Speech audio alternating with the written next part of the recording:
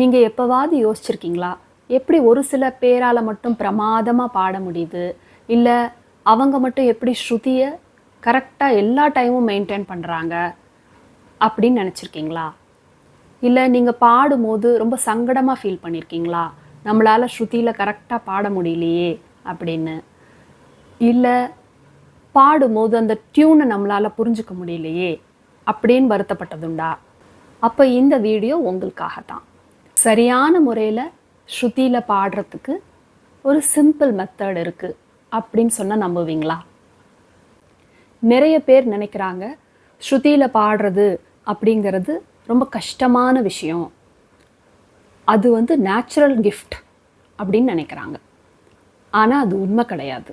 உறுதியாக சொல்கிறேன், இந்த மெத்தடை பயன்படுத்தி நீங்கள் பாடினீங்கன்னா ஸ்ருதியை உங்களாலையும் நல்லா புரிஞ்சுக்கவும் முடியும், நல்லா பாடவும் முடியும். சிங்கிங் டேலண்ட்டை பற்றின விஷயம் இல்லைங்க, அது டெக்னிக்ஸை பற்றின விஷயம். எந்த மாதிரி முறையில் நாம் சரியாக அதை புரிஞ்சுக்கிறோம் அப்படிங்கிறதுல இருக்குது. இனி ஒரு யூகத்தில் நோட்ஸ் எல்லாம் பாட வேண்டாம், இல்லை எக்ஸ்பென்சிவாக மாஸ்டர் கிளாஸ் போய் தான் நான் சில சிங்கிங் டெக்னிக்ஸ் எல்லாம் கற்றுக்கிட்டு பாடணும் அப்படின்னு யோசிக்க வேண்டாம். இந்த ஒரு சிம்பிள் மெத்தடை யூஸ் பண்ணி நீங்களாகவே முயற்சி பண்ணி உங்களோட வாய்ஸை பற்றி புரிஞ்சுக்கலாம்.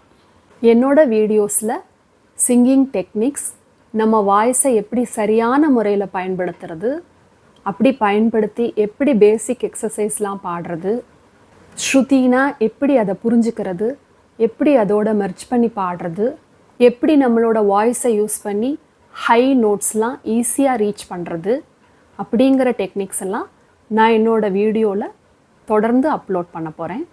என்னோடய சேனலுக்கு இதுதான் ஃபஸ்ட் டைம் வரீங்க அப்படின்னா கீழே தெரிகிற என்னோடய சேனலை சப்ஸ்கிரைப் பண்ணிக்கோங்க, பெல் ஐக்கானையும் ப்ரெஸ் பண்ணி வச்சுக்கோங்க. அப்போ தான் நோட்டிஃபிகேஷன்ஸ் ஈஸியாக சேரும். ஸ்ருதினா என்னங்க?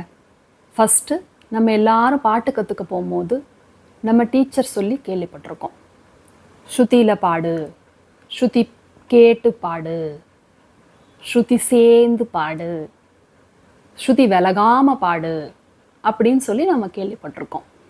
ஆனால் அப்படின்னா என்னன்னே நமக்கு தெரியாது. ஆனால் ஸ்ருதி புரிஞ்சு பாடு அப்படின்னு சொல்ல மாட்டாங்க. ஏன்னா நமக்கு ஃபஸ்ட்டு புரியாது. ஒரு சவுண்டு கூட நம்ம பாடுறோம், என்னோடய வாய்ஸ் எப்படி அந்த சவுண்டோட சேரும், என்னால் எப்படி அதை கனெக்ட் பண்ணிக்க முடியும் அப்படிங்கிற சந்தேகம்லாம் இருக்கும். அதுக்கெல்லாம் இந்த சிம்பிளான மெத்தடை நீங்கள் யூஸ் பண்ணனா கண்டிப்பாக உங்களால் ஸ்ருதியை புரிஞ்சுக்க முடியும், உங்கள் காதை ட்ரைன் பண்ணிக்க முடியும். கொஞ்சம் கொஞ்சமாக அதில் நீங்கள் ஸ்ருதி சேர்ந்து பாடுவீங்க.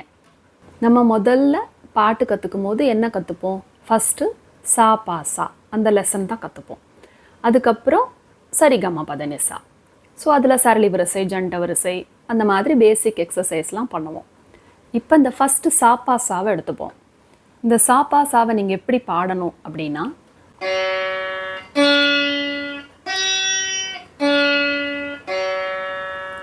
இது சாப்பாசா வாசித்தேன். இப்போ இது நம்ம வாய்ஸில் நம்ம சொல்லணும். ஸ்ருதி சவுண்டுக்கு ஒன்று நம்ம ஸ்ருதி பாக்ஸ் வச்சுக்கலாம், இல்லை நிறைய ஆப்ஸ் இப்போ அவைலபிளாக இருக்குது. ப்ளே ஸ்டோரில் போனீங்கன்னா தம்பூரா ட்ராய்டு, ஜால்ரா ஆப்பு, இதெல்லாம் ஸ்ருதி சவுண்டுக்கானது. ஸோ நீங்கள் அதை எடுத்துகிட்டு அதில் எது உங்களுடைய ஸ்ருதியோ, ஜியோ, ஜி ஷார்ப்போ, எஃப் ஷார்ப்போ, என்ன ஸ்ருதியோ அதை நீங்கள் வச்சுட்டு அதை ஆன் பண்ணி என்ன பண்ணணும், உங்களோட ஸ்ருதி பாக்ஸையோ இல்லை உங்களோட ஆப் ஃபோனையோ உங்களுக்கு முன்னாடி வச்சுக்கணும். வச்சுக்கிட்டு இப்போ அந்த சவுண்டை கேட்டுட்டு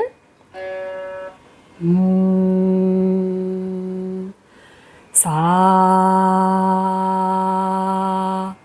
பா சா அப்படி பாடணும். இப்போ இந்த சிம்பிள் மெத்தட் என்ன அப்படின்னா, நீங்கள் என்ன பாட நினைக்கிறீங்களோ அந்த விஷயத்தை, அது ஒரு பாட்டாக இருக்கலாம், இல்லை பேசிக் எக்ஸசைஸாக இருக்கலாம், சாப்பாசாவாக இருக்கலாம், சரிகம பதனிசாவாக இருக்கலாம், எதுவாக வேணாலும் இருக்கலாம். அதை நீங்கள் எப்படி பாடுறீங்கன்னா, நல்லா பிரெத் எடுத்துட்டு ஃபஸ்ட்டு எடுத்துட்டு உங்களோட வாய்ஸை இங்கேருந்து உங்கள் வயிறிலிருந்து வரக்கூடிய வாய்ஸை நீங்கள் த்ரோ பண்ணணும். ஒரு ஃபியூ செகண்ட்ஸ் அந்த சவுண்டை லிசன் பண்ணிவிட்டு சா பா சா பா சா அப்படியோ இல்லை சாரி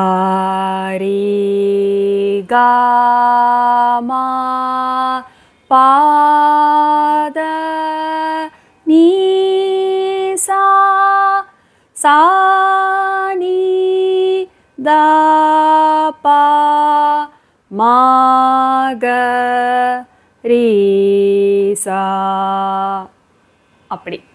இப்போ உங்கள் மொபைலில் ஸ்ருதி ஆன் பண்ணிவிட்டு இப்படி முன்னாடி வச்சுக்கணும்.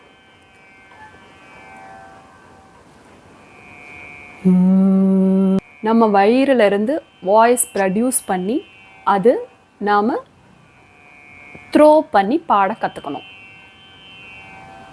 இதுக்கு முதல் படி இதுதான். இந்த மெத்தடை யூஸ் பண்ணி பாடினீங்கன்னா சரியான முறையில் பாட முடியும். உங்களால் ஸ்ருதியை கண்டிப்பாக புரிஞ்சிக்க முடியும். நீங்கள் இந்த மெத்தடை யூஸ் பண்ணி, அதாவது வாய்ஸ் த்ரோ மெத்தடை, நம்மளோட வாய்ஸை ஸ்ருதி சவுண்டில் த்ரோ பண்ணுறோம் அப்படி நினச்சிக்கோங்க. அந்த மாதிரி த்ரோ பண்ணி பாட பாட உங்களுக்கு ஸ்ருதி நல்லா புரியும். உங்கள் காது ஸ்ருதிக்கு பழகும். உங்களுக்கு வேறு எங்கேயும் ஃபோக்கஸ் போகாது. ஸ்ருதியில் மட்டும் கான்சென்ட்ரேட் பண்ணுவீங்க. நல்லா பாட முடியும். நீங்கள் சிங்கிங்கில் பிகினராக இருக்கீங்களா இல்லை இன்டர்மீடியட் லெவலில் இருக்கீங்களா அப்படிங்கிறத கீழே கமெண்ட்டில் சொல்லுங்கள்.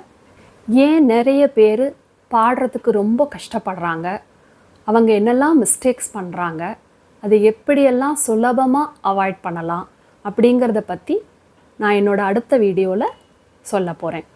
உங்களோட சிங்கிங் எப்படி இம்ப்ரூவ் ஆகுது அப்படிங்கிறத நீங்களே உணருவீங்க. அதே மாதிரி இப்போ நோட்ஸ் எல்லாம் சரிகம பதனிசா நோட்ஸோ இல்லை வேறு எந்த அலங்காரம் பாடுறீங்க, தாட்டு வரிசை பாடுறீங்க, அதெல்லாம் பாடுறீங்கன்னா உங்களுக்கு முன்னாடி ஒரு ஸ்ட்ரெயிட் லைன் இருக்கிறதா இமேஜின் பண்ணிக்கோங்க. நாட் த ஸ்டெப்ஸ் மாதிரி இமேஜின் பண்ணிக்க வேண்டாம். ஸ்ட்ரெயிட் லைனில் வாய்ஸ் த்ரோ பண்ணி பாடுறீங்க, அவ்வளோதான்.